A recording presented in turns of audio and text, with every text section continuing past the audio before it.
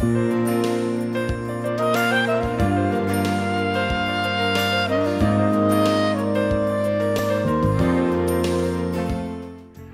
adults today had parents, relatives, or family friends that didn't give a second thought to lighting up while children sat in the backseat of the car or played in the same room. I remember coming home as a teenager and seeing my dad watching TV, and there was just a smooth level of smoke just floating in the house about head level. And it was constantly that way. I lived in a virtual gray cloud for probably the first 10 years of my life. Back then, cigarette companies were still denying that smoking or inhaling secondhand smoke was dangerous. After a thorough examination of every member of the group, the medical specialist stated, "It is my opinion that the ears, nose, throat, and accessory organs of all participating subjects examined by me were not adversely affected in the 6 months period by smoking the cigarettes provided." In fact, before Congress in 1994, cigarette companies denied that cigarettes cause disease at all. I don't think that my mother knew. At least I'd like to think she didn't know that it was dangerous. I just think it was part of the culture. I don't think there was a lot of public awareness about the dangers of secondhand smoke. It was still the Marlboro Man, Cary Grant era, and smoking's just what people did. When I was growing up, I don't believe my parents had a good understanding of what secondhand smoke really was. I think they just kind of assumed that since they were the ones smoking, it was only affecting them. When my son was little, there was never any knowledge of secondhand smoke or the effect that it could have on others around me. Today, we know better about a lot of things. Most importantly, we know that secondhand smoke kills. Secondhand smoke is a combination of the smoke coming from the burning end of a cigarette, cigar, or pipe, and the smoke exhaled by the smoker. It kills more than 50,000 non-smokers each year. That's about the same number of people as die from murder, drugs, and AIDS combined, making secondhand smoke the third leading preventable cause of death. Secondhand smoke is dangerous. As evidence of direct smoking's dangers mounted, scientists began to study the health of people who were unintentionally inhaling the toxic fumes generated by the smoker. They found that concentrations of many of the toxic and cancer-causing chemicals from the tip of the cigarette are higher than the smoke the smoker inhales through the cigarette.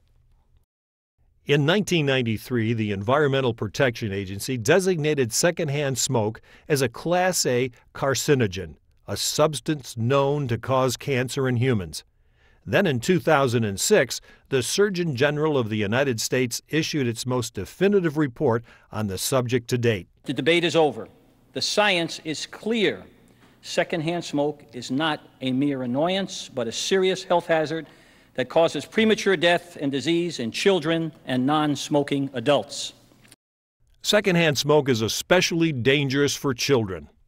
Compared to adults, children pound for pound drink more water, eat more food, and breathe more air. So anything they get exposed to in the air gets concentrated, so they receive a higher dose. In addition, their organs, particularly their lungs, are still developing. Acute respiratory infections such as bronchitis and pneumonia, respiratory system symptoms such as cough, phlegm, wheezing, and breathlessness, more frequent and severe asthma attacks, slowing of lung growth, and ear infections have all been proven to be results of exposure to secondhand smoke in children.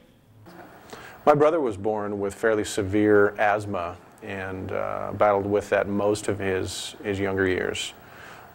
He spent the first 2 months of his life in the hospital. Once he was brought home, my mom, being a nurse, was able to administer his medication, although while smoking. An important new finding is that we have determined that secondhand smoke is one of the causes of sudden infant death syndrome. There is an increased rate of miscarriages with mothers that smoke, and there is much smaller birth size and prematurity to children that are exposed to smoke in utero. We did smoke in the house before the children were born. When my oldest son was born, he was born prematurely. Additionally, secondhand smoke exposure before and after birth has a negative effect on children's developing brains, leading to behavioral problems like attention deficit hyperactivity disorder and to decrease school performance and cognitive ability. Parents are responsible for 90% of children's exposure to secondhand smoke. Children don't have the option to not be in the situation. We put them there. The Surgeon General's 2006 report on the effects of secondhand smoke reported that approximately 20% of kids under the age of 18 are still exposed to secondhand smoke on a daily basis. Protecting your children from secondhand smoke is simple.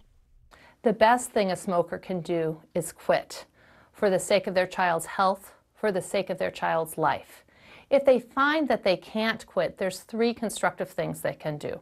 They can choose not to smoke or allow others to smoke in the home. They can choose not to smoke or allow others to smoke in the car. And they can find a child care provider who is smoke-free. My children live in my home with me and they ride in my car, and I don't want them to be subject to choices that I make in my life as far as, if I choose to condemn myself by smoking, it's not fair to them to have to be around that and to have to breathe in the fumes and the toxins and stuff from secondhand smoke. So I try and keep them as safe as possible by not smoking around them. Smoking in just one room of the home, filtering the air and opening windows do not stop secondhand smoke from seeping into other rooms. The only way to completely protect children from secondhand smoke is to eliminate smoking from all enclosed indoor areas, including inside the house and inside the car. Smoking inside a vehicle results in a much higher concentration of cigarette smoke than smoking in the house. Even rolling down the window does not eliminate the problem. Legislation has been recently passed in a few pioneering states which has made it illegal to smoke in a car in which children are present. California Senator Jenny Oropeza championed the bill that made smoking in cars with children under 18 present illegal. Well, it would be great if smokers would just do this on their own and recognize the danger to kids. But the fact is that the children today are getting asthma, other respiratory problems, and of course secondhand smoke causes cancer. So we can't wait around for people to adapt or change their behaviors. We've got to protect the kids today. If you're pregnant, you need to take special precautions. Quit smoking and stay away from people who are smoking. If you are a smoker, never smoke near a pregnant woman. Post no smoking signs in your home and car to let people know those are smoke-free zones. If you have guests that enjoy smoking, set out nuts, gum, or mints for them to munch on to satisfy the smoker's oral cravings. When a guest comes over and they want to smoke, I usually direct them outside where there's a little ashtray and everything. I wouldn't find it difficult to ask a guest to go outside to smoke in my home at all. Again, my home is my castle. It's also my safe haven for my family, for my wife, and for my kids. I think parents nowadays who are willing to expose their kids to secondhand smoke, I think that is incredibly irresponsible. Each parent, relative, and friend must take responsibility for protecting their loved ones from this source of poisonous and cancerous toxins. It's not just something that tickles your nose or makes you smell funny. There really are medical consequences to being exposed to secondhand smoke. Quit smoking or take it outside. It's that simple. For more information or for help to quit smoking, contact the agencies on the screen.